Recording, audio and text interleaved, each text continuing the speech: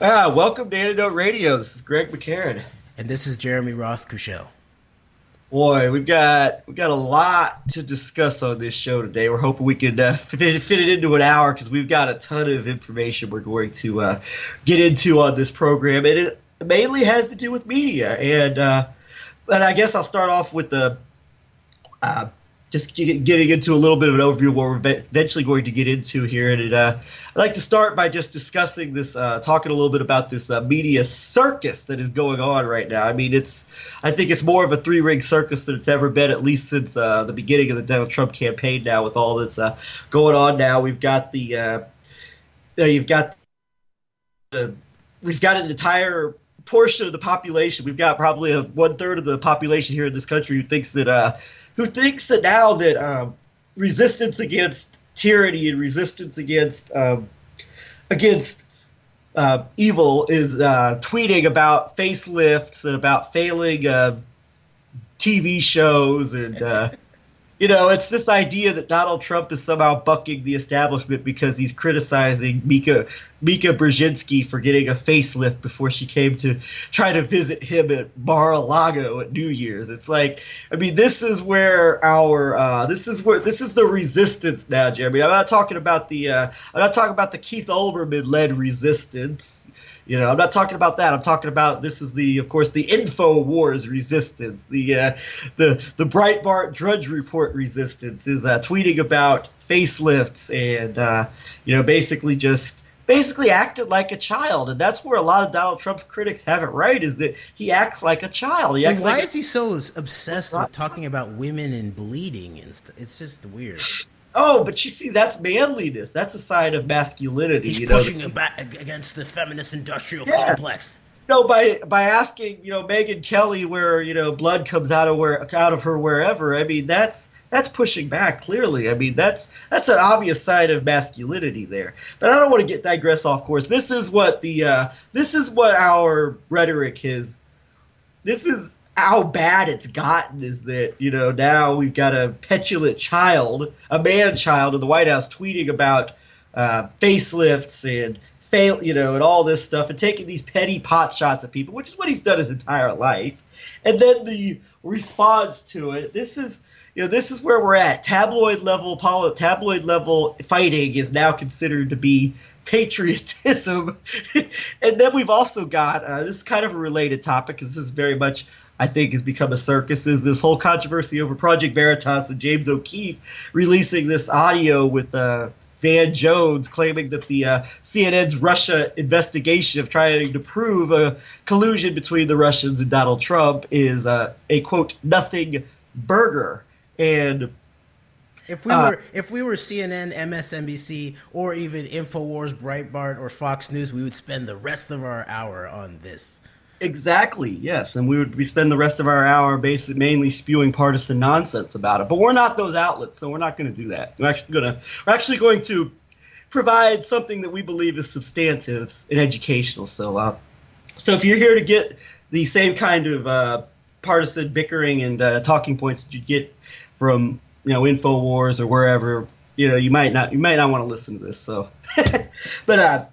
So the big nothing burger, right? And now CNN is being portrayed as the resistance to Trump. Like, CNN is the number one enemy in the age of Trump, according to these people, with the very fake news contest, to coin Sebastian Gorka's phrase about the media. There's news and there's fake news and there's very fake news. Somehow Fox News does not fall into that realm. Fox News is the real news network. Obviously, just listen to Donald Trump on his Twitter; he'll tell you that. But the Infowars has the very fake news contest, and all these conservatives. Sean Hannity is on Fox News now, exposing the Fox News propaganda machine and the Get Trump media and the fake news machine that's out to destroy Trump. And now you've got Fox being built as and now Fox is the anti-establishment because Trump is president, and a lot of their anchors are taking a pro-Trump line. So right, and of course Fox News played the role of the CNN and the Washington Post during the Obama administration. Right,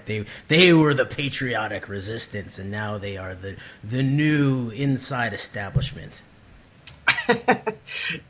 Yeah, that's You could say that, but on really what we're getting back to is just the hyper partisanship that it's always been. Just now that when in previous administrations, when we had an understanding that say both sides were literally like serving the interest of the elite, now you've got this belief that now one side is actually resisting the elite and the other side represents the elite evildoers. I mean, this is a dynamic where I don't think, certainly not with a sitting president that we've seen before, where you've got such a large portion of the population believing that the typical infighting, partisan, hyper-partisan nonsense is actually representative of an actual battle between patriots and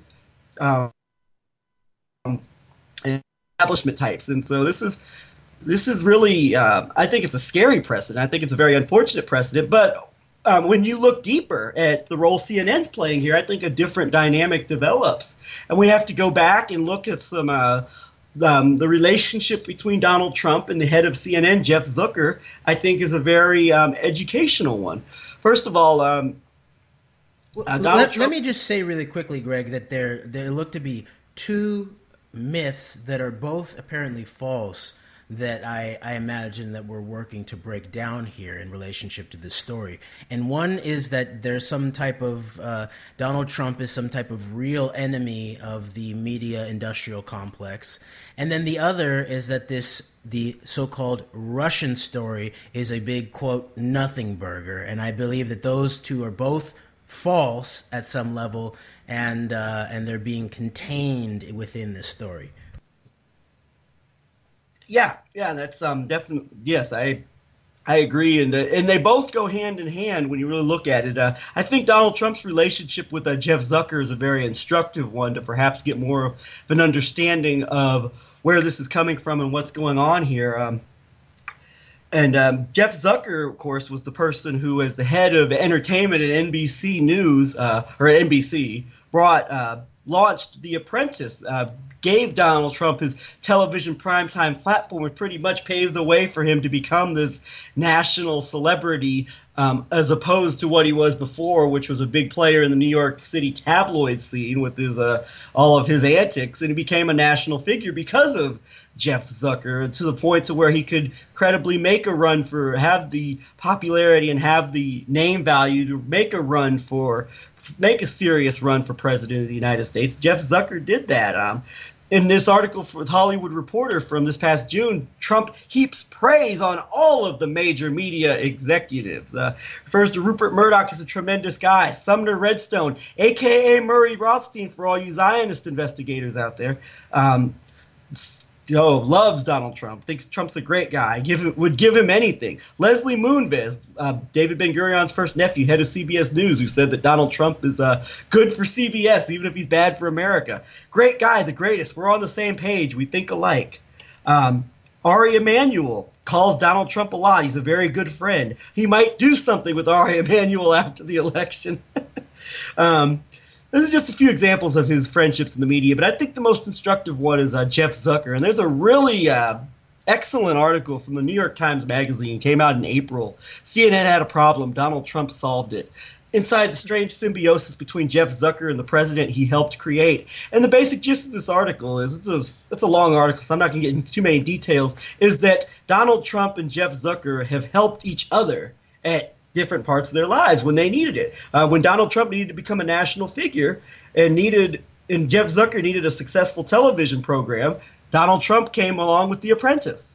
And when CNN needed to reestablish its, I guess, legitimacy within cable news media, the Donald Trump campaign comes along and gives CNN fodder for constant around-the-clock coverage of Donald Trump, where, according to a television researcher, Trump's name was mentioned more than 8 times more than Ted Cruz's name was during the primaries. And CNN would focus on the empty podium for hours at a time before Donald Trump made his big speeches that CNN would run around the clock coverage of, with the pundits pontificating about it afterwards.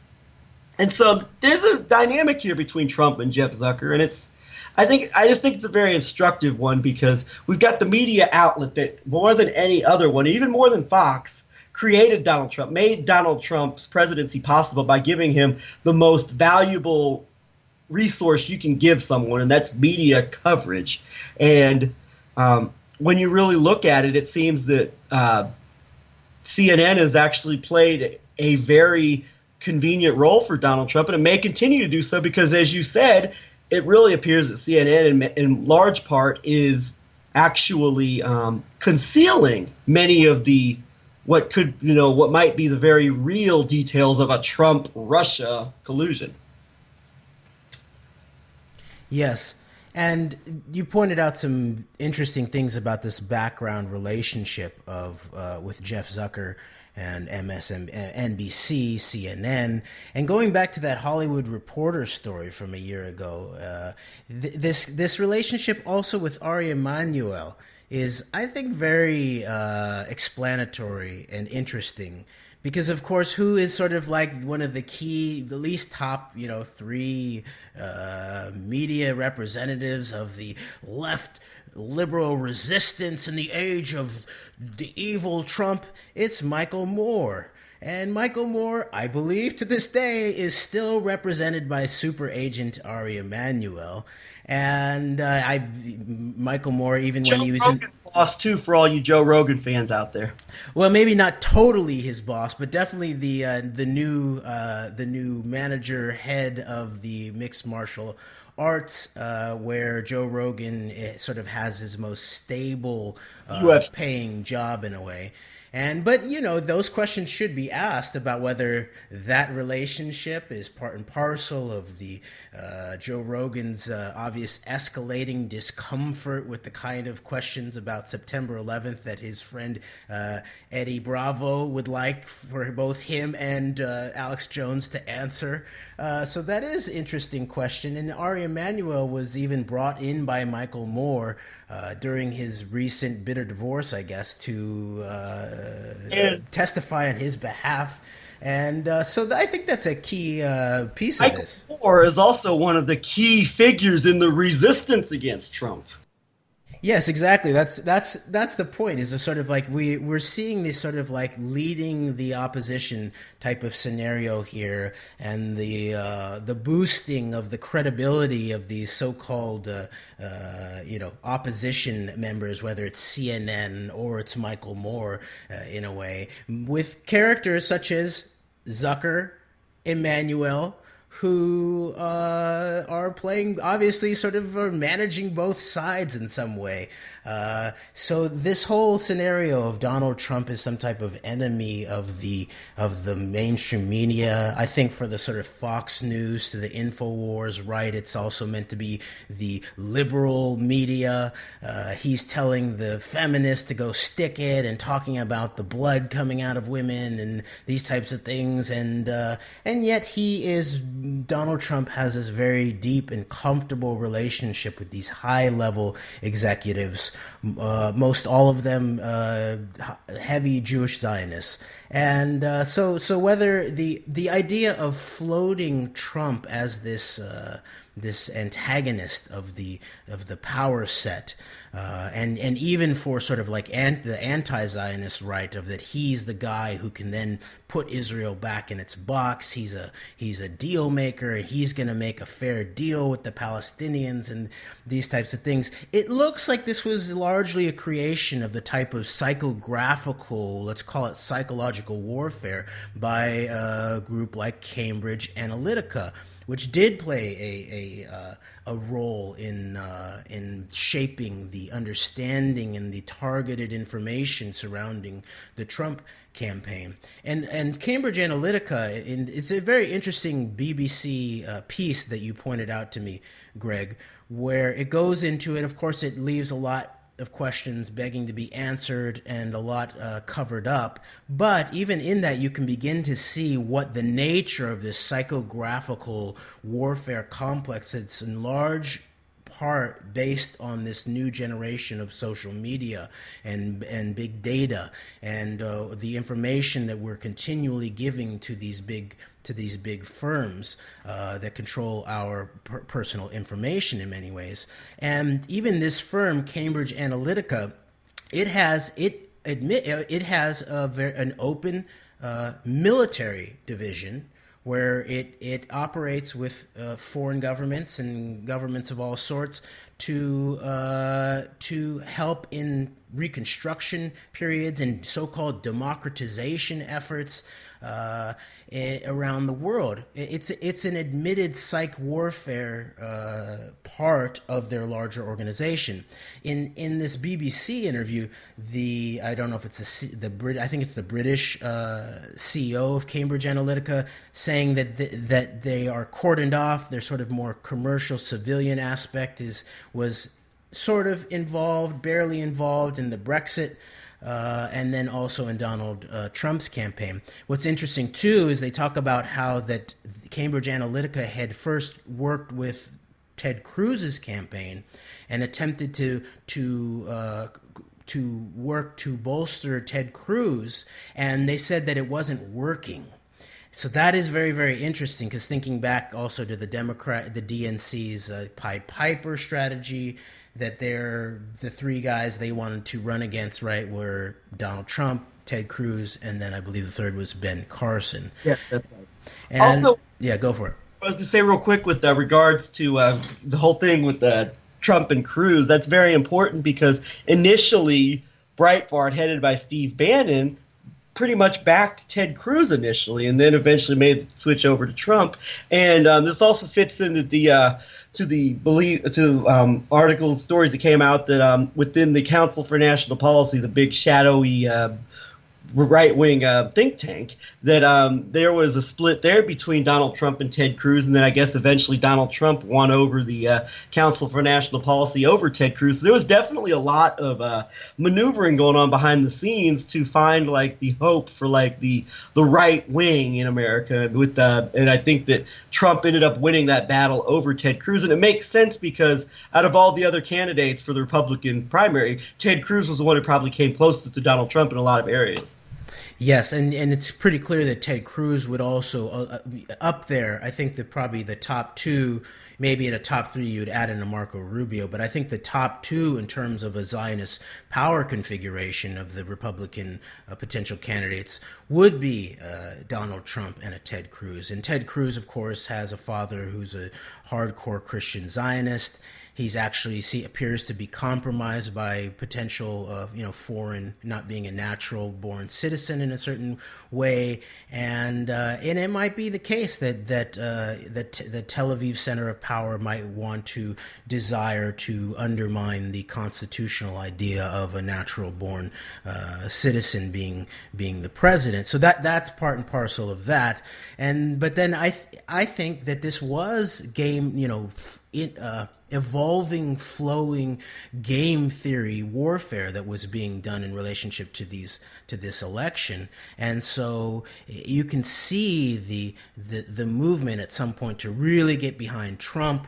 It also had to do with bringing in Bannon, who of course also has a relationship with Robert Mercer at the top of Cambridge Analytica. And so I think that at that point what you see as the decision to really fully pull the trigger on a Donald Trump candidacy, and to understand this idea of the psychographical warfare, I think we have to think about the way that Donald Trump was framed to different groups on the right, on the controlled right, I would say too. And so he's being floated as a patriotic American firster to the InfoWars crowd, and his problematic relationships with elements of the New York financial and real estate community can be then sort of contained within the nomenclature of the globalist versus nationalist dichotomy. And then the other thing is he's then sort of sold with dog whistling politics in some way, and that we've unpacked a little bit in terms of that interesting interview with David Duke on, wasn't that on CNN also? Yes, where he was asked repeatedly, Donald Trump was asked repeatedly to disavow David Duke's endorsement, where Duke very conveniently stated that a vote against Donald Trump is treason to your heritage. Oh, right, correct. So the interview was not with Duke; it was about with Donald Trump being asked Believe about Duke's endorsement. But of course, the big sort of video of Duke, showing Wolf Blitzer what's what, is also on from CNN too. Although it's interesting that I believe during that interview, Jake Tapper, I believe it's been set up to 20 times, asked Donald Trump about that during the same interview. And there were other networks that covered it too. I believe Meet the Press also did an interview similar where Trump was asked this about, but it was definitely CNN that gave the most coverage to that.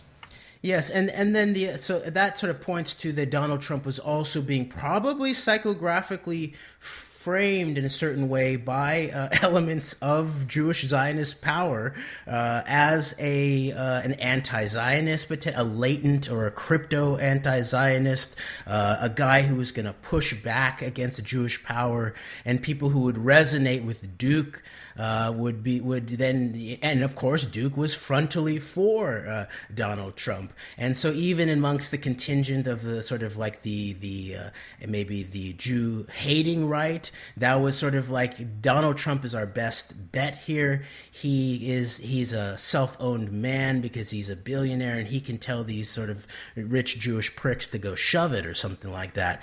And then even thinking about that final video in a way where it was the sort of the Media Matters set was talking about this final video was sort of covert anti-Semitism. And that it showed all these powerful people in Wall Street, and they just so happened to be Jewish. Putting aside the question of what that means about the makeup of things like Wall Street and the media and these types of things, it was definitely utilized to as a dog whistle for elements of the right to say, oh, this is our man who's going to push back against the Jewish globalists. And of course Soros, the Soros meme, even though Donald Trump of course had this background with being supported by George Soros financially in a material fashion, he was set up in a certain way by the InfoWars crowd as the dog whistling of the Jewish globalists that Donald Trump was going to take down and arrest potentially. So I think we have to look at the nature of this and really looking at these psychographical sort of explosive mental containers were set up in large part by networks of Jewish Zionist power. So I think we should think through that.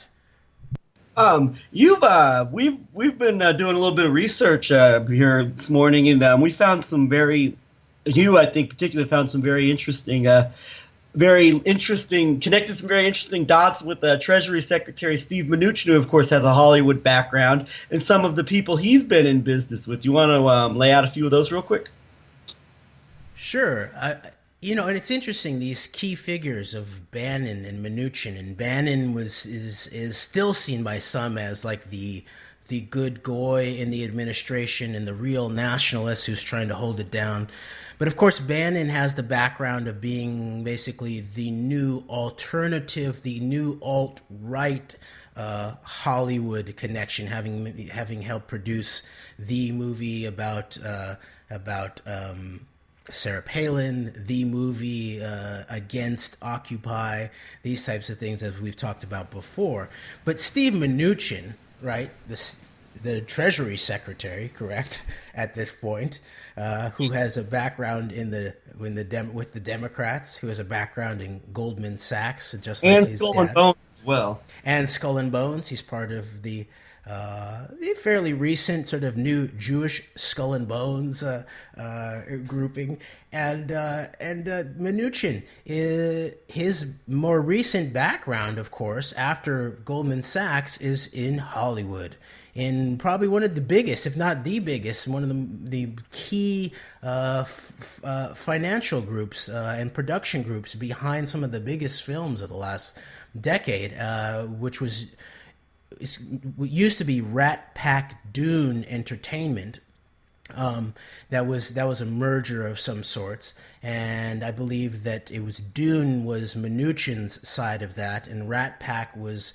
was by Brett Ratner and then James Packer, the Australian billionaire, who also happens to have had a house right next to Benjamin Netanyahu, apparently, and is being interviewed by Israeli police in terms of the Netanyahu corruption scandal.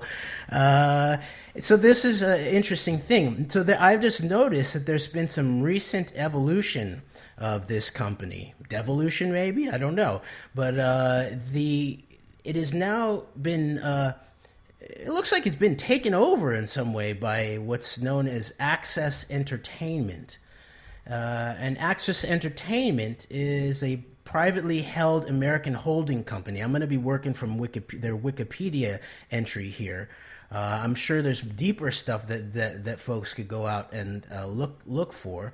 But it was founded in 1986 by Soviet-born Leonard Blavatnik, who is also its chairman. Access's industrial focuses in three areas: natural resources and chemicals, real estate, and media and telecommunications. Oh, by the way, it's also the owner of the Warner Music Group. Okay, that's pretty interesting. Okay, so this is now the new owning. What it looks like is that Access Entertainment took over Packard's shares in the company, and who knows what it's about. Was Packer having some issues in relationship to this scandal or other things going on? I don't know. But then you go in and you say, oh, who is Len Blavatnik, the man who started this whole Access company? He's actually known as Sir Leonard Blavatnik. He's a Ukrainian-born British businessman, investor, and philanthropist. So this is, and he was in 2015. He was named Britain's richest man with an estimated net worth of 17.1 billion pounds, and then received a knighthood. Putting aside the Rothschilds, what their holdings are and their relationship with the City of London, this is obviously a very significant person in British finance and industrial circles, media now. He was born in Odessa to a Jewish family and attended the Moscow State University of Railway Engineering. And then they emigrated from the Soviet Ukraine to the United States in '78. And then he received a master's in computer science from Columbia University.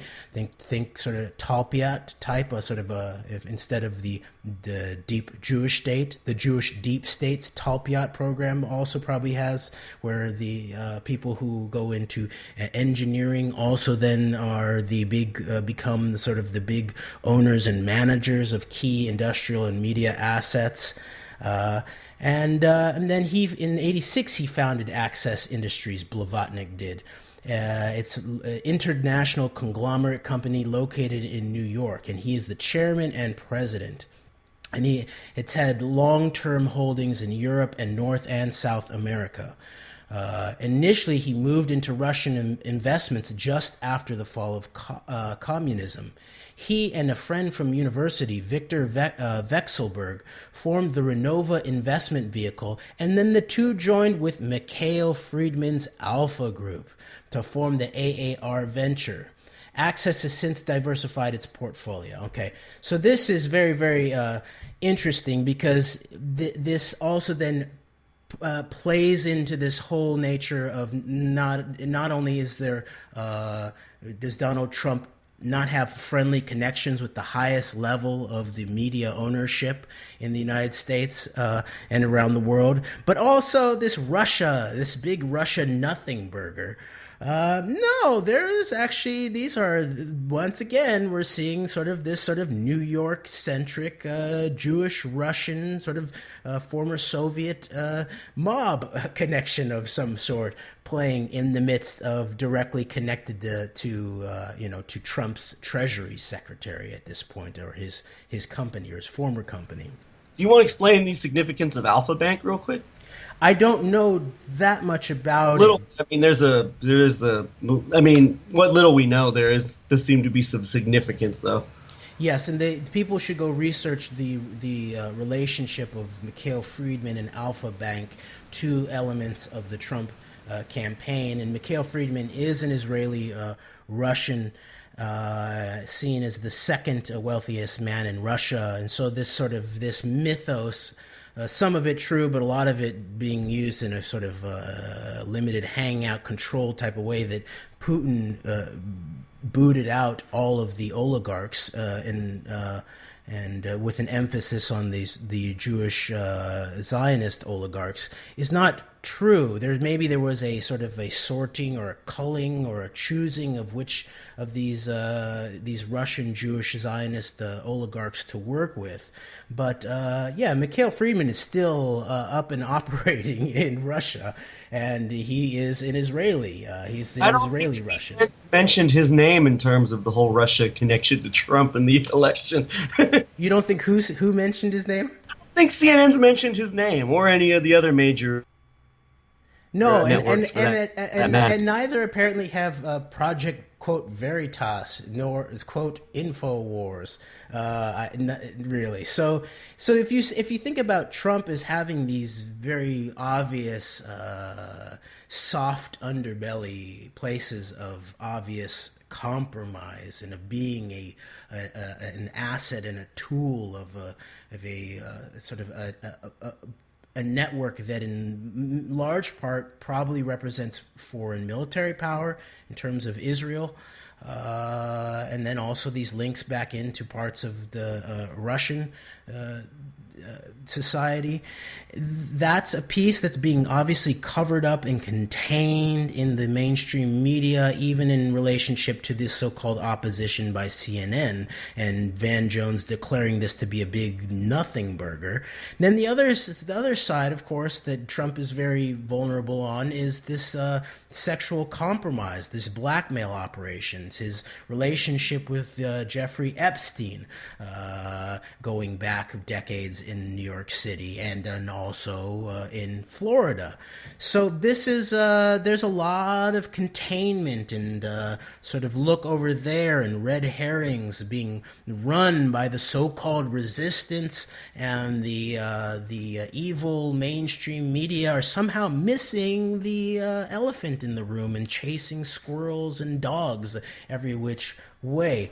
So just like they did during the election when they went after Trump for everything except for the actual information that looks to be the most damning information about him. Exactly. And so then going back to the Leonard Blavatnik, Sir Len Blavatnik, he also sponsors a Kollel Chabad food bank in Kiryat Malaki, Israel. Okay, so then you again to see this Chabad Lubavitch connection again, which also ties back into elements of Russia, of course, and so this is very, very interesting. And then looking back at the other people involved alongside Steve Mnuchin in Rat Pack Entertainment. Of course, you have Brett Ratner, and just little bits of Googling finds that Brett Ratner not only went to, I think, a Jewish day school, but also went to high school in Israel. And when he was growing up in Florida, he happened to be a neighbor to one Meyer Lansky. And he alleges that he didn't know who he was, and just somehow there was this young guy hanging out with this older gentleman, Meyer Lansky, and everywhere they would go, they would just get respect. And he didn't find out who he was until after his death or something like that. It's shades of Madeleine Albright not knowing about her Jewish ancestry till she was in her 60s and had become Secretary of State. And I would believe Madeleine Albright's story much more than Ratner's story, actually, because some families do try to cover up those things. But I can't imagine that people there wasn't an idea of, oh, this is Meyer Lansky. He's the head of the mob in the United States of America for the Jewish mafia. I would imagine that people sort of knew that, and I imagine his family probably knew that at some level. But putting that question aside, these linkages are very, very interesting. And then, of course, the after this all happened last month in terms of this apparent takeover or this entry into Rat Pack Mnuchin's company by this Access Entertainment group, and then the new co-chairman, it looks like, is a man named Danny Cohen. And Danny Cohen, many sort of researchers will know that Danny Cohen was the director of BBC television. And his background is pretty interesting too, because he attended a Jewish primary school in North London and then went to an independent school for boys in, guess where? The City of London. Right. Okay. So we are talking about a City of London-centric organization here that also spans itself into New York City a lot, into L.A. and Hollywood, down into Florida, over to Tel Aviv, and also back to Moscow.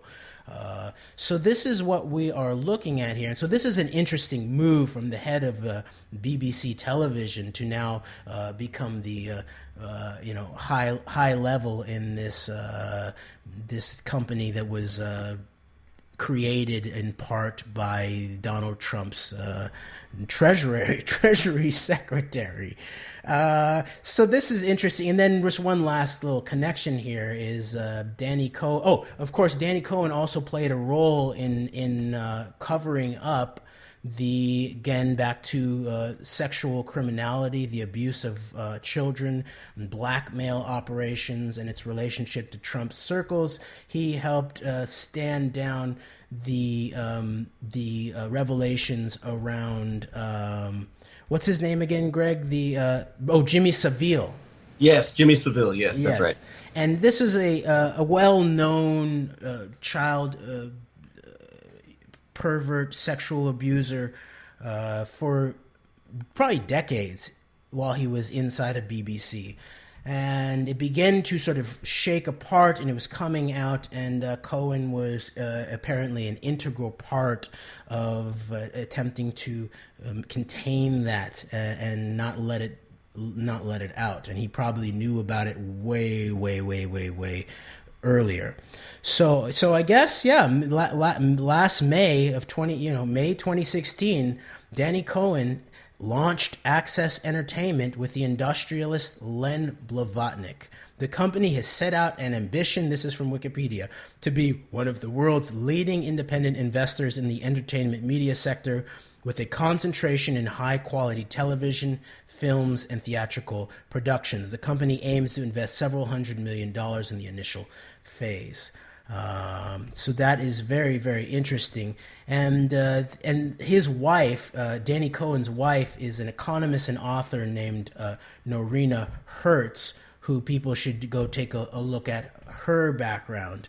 And she is the great-granddaughter, apparently, again from Wikipedia, of the British Chief Rabbi Joseph H. Hertz. And she sort of plays the role of she first was working in Los Angeles, California as a talent agent. She was going to enter in Hollywood production. Then she took up a position as a consultant for the International Finance Corporation in St. Petersburg, Russia. Very interesting, as she plays the role of sort of like maybe the establishment's Naomi Klein or something like that, where she talks about how globalization is not working right now. What we need to do is align the interests of the capitalist elite with the people, and then everything will be okay. So then just one last thing in terms of thinking about the actual nature of, again, back to psychographical warfare, meaning the content of the way that people's minds are being targeted even more and more directly and precisely in the age of the build out of the combination of the psychograph, but also the relationship graph, which is part and parcel of what Facebook is. If you think about it as an intelligence operation, it is basically total information awareness that's done in an opt-in corporatized fashion, and now increasingly with deeper and deeper links to Tel Aviv and Israeli military intelligence. So you're thinking about the way that the content, thinking back, okay, we talked about David Duke as sort of a key figure in establishing Trump's cred with the anti-Zionist into the anti-Jewish right, and the dog whistling of the anti-globalist, and how that played the role of establishing his cred as an America First patriot, even though he was surrounded by tons of people who were obviously America Second, Israel Firsters at some level. Some of the movies, people should go look at some of the movies that have been produced by Steve Mnuchin's group. And you have like a key one, maybe American Sniper, very, very key psychological movies as far as the Clash of Civilizations goes. Yes, and thinking about the trying to create the idea of the American patriot is involved in this, sort of nebulous in terms of what the purpose of it, but in all good faith, it was a good war by the American troops in protecting their fellow brothers and sisters in Iraq and shooting the evil insurgents and the women and children who were involved in the insurgency.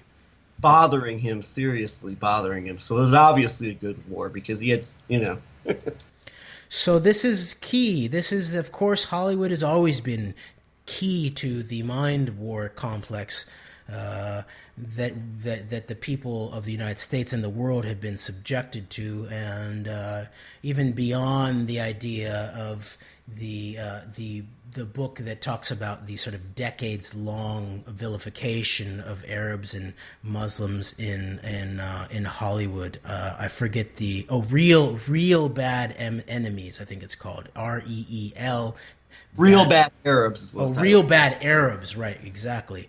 That's key. That, of course, just touches on the surface, and it actually sort of paints September 11th as some type of outside blowback Arab Muslim operation. But it points to this sort of long-term operation of the painting by Hollywood of the coming next generation villains for the American people, the Arab Muslim people. Which very conveniently seems to follow the Balfour Declaration and the establishment of the, what would become the Jewish state in Palestine and all the promises that got the U.S. into the First World War. So. And again, thinking about the idea of the Balfour Declaration as coming straight out of the heart of the city of London, not just London, but the city of London, and the relationship of the Rothschilds to the British political establishment. So this is a long-term agenda here that doesn't appear to be slowing, and it doesn't look like someone like Donald Trump is any type of outsider to it. In fact, as we've spoken about before, he looks to be a made man of some of these networks, including the past with Roy Cohn and his apparent involvement not only in blackmail, sex trafficking operations, but linked back into these Meyer Lansky networks that were apparently part and parcel of things like the assassination of John Kennedy. And I mentioned our last show the article by Laurent Guyonneau that's called Kennedy, the Lobby, and the Bomb, that people should go take a look at and see how long this disinformation operation by Zionist elements that dominate the media sector has been in relationship to even deep events domestically in the United States, such as the assassinations of the Kennedys. And even this relationship back to Truman, it was actually Gore Vidal, apparently, who Kennedy had told that part of the reason that Truman had immediately, in the minutes after the declaration of the State of Israel, recognized the Israeli state, was that he had pocketed $2 million to revitalize his re-election campaign. And Kennedy told Gore Vidal that, quote, "that's why our recognition of Israel was rushed through so fast." And in fact, John Kennedy himself had received the offer by the Israeli lobby. And as we talked about last time, he and his brother were very suspicious of the role of the Israel lobby in the United States. And John was emphasized in trying to contain the Israeli nuclear ambitions as being destabilizing for the region, and then ultimately probably for the entire world. And then Robert's key role in helping his brother work towards forcing the Israel lobby to register as foreign agents, which after the assassination of John Kennedy, not only was Johnson revved back up the Vietnam War in an intense way, but also the uncomfortable question about Israel and the bomb was put aside, and AIPAC was reconfigured and has never again had to answer questions about being an obvious agent of foreign power. Yes, so true. All of that, definitely very true.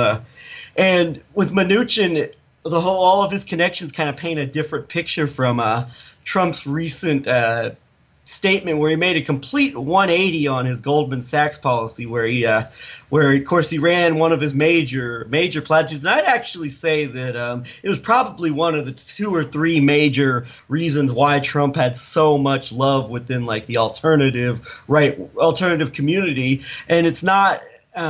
It goes back to that campaign ad, of course, where Goldman Sachs and George Soros and Janet Yellen were featured. All the evil Jewish financial oligarchs were featured in the campaign ad. Of course, I think Trump's outspoken disdain for Goldman Sachs during the primary was definitely a major key factor. I think one of probably the 3 major reasons why Trump won so much favor among so many. And then, of course, Trump staffs his cabinet full of Goldman Sachs people, including, of course, the patriotic hero Steve Bannon. But Trump just last week in a speech in Iowa, I believe it was about a week or so ago, talked about, people ask me why I've got so many Goldman Sachs people in my cabinet. And I'm paraphrasing here. And he says, well, it's because, in a nutshell, it's because they're smart and it's because they're rich. And I don't want poor people running the Treasury. If you want me to get a poor person to run the Treasury, well, I'll go get a poor person to run the Treasury. But I don't want that. And I don't think the American people want that either.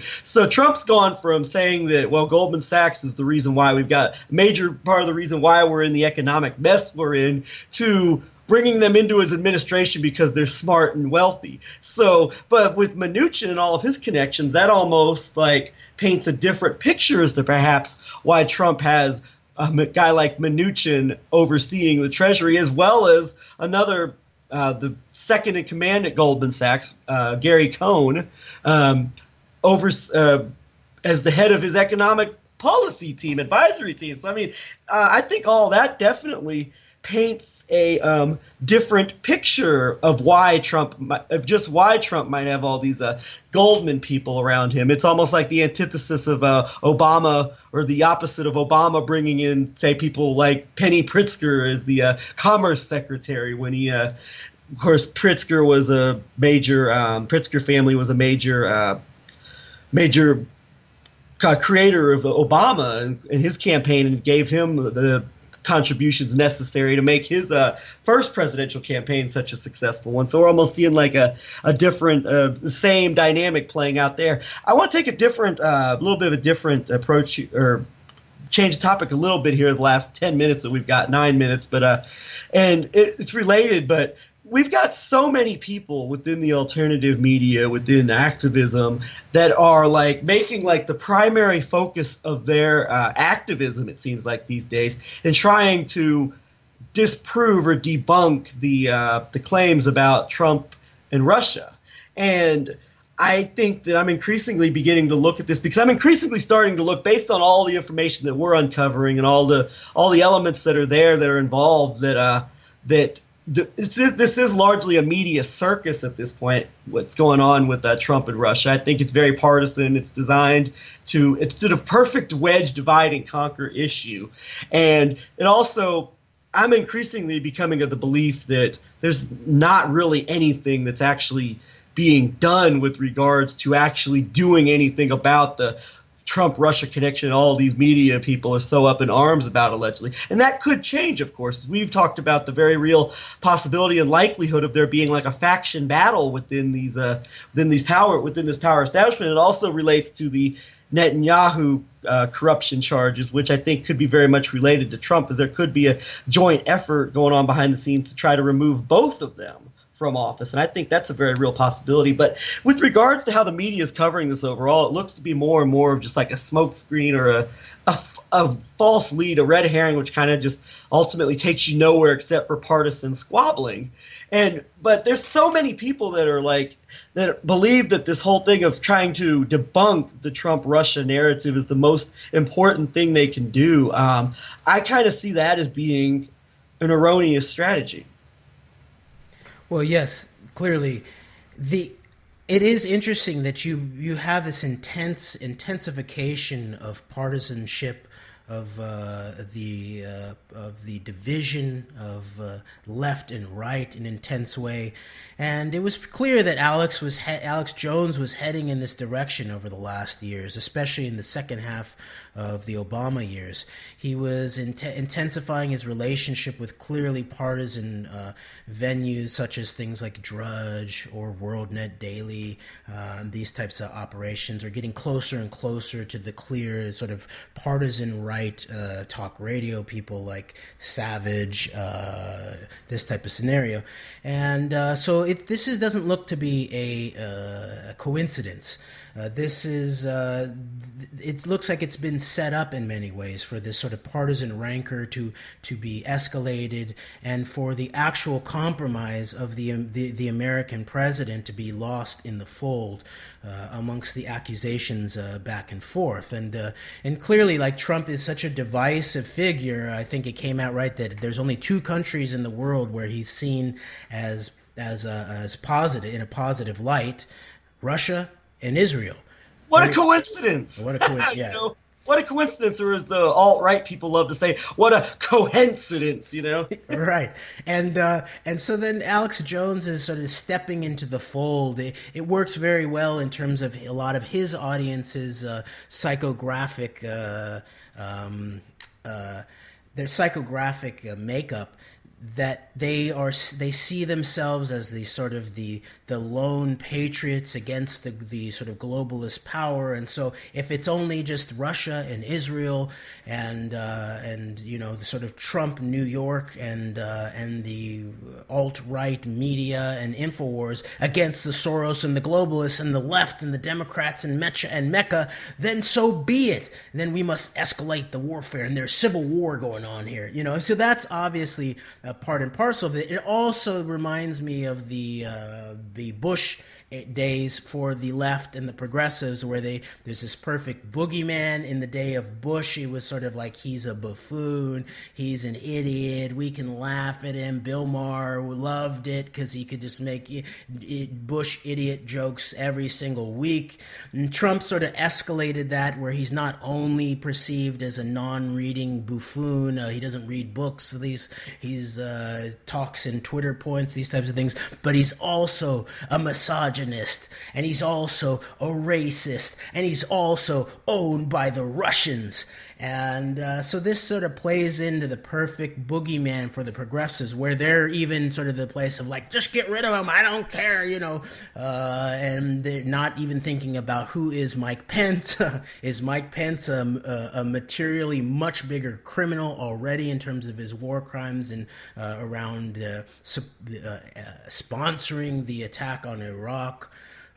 His clear relationships to the Zionist network, Christian Zionists. He's even worse, obviously worse if you're interested in, supporting gay rights. He's obviously a worse character in that regard than he Trump, could be too. a guy who could be seen as running the ship more smoothly than someone like Donald Trump.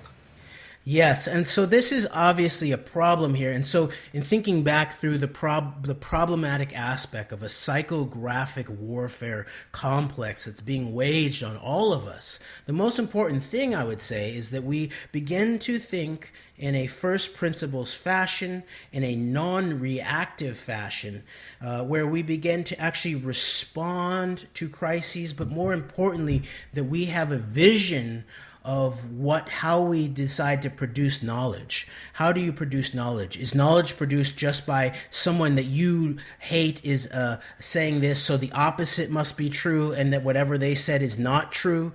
This has already been called up in relationship to things like September 11th and the truth movement, and how do you know things, and what's the nature of epistemology, and the role of people like Noam Chomsky in disparaging people who want to do very common sense physical understanding of the physical evidence around the buildings that then point into these very direct New York Jewish Zionist security mob networks, to thinking about, oh no, this is all about Pakistan, and some in Times of India article about there was some alleged wire transfer of $100,000 to the alleged lead hijacker, allegedly Mohammed, allegedly Atta.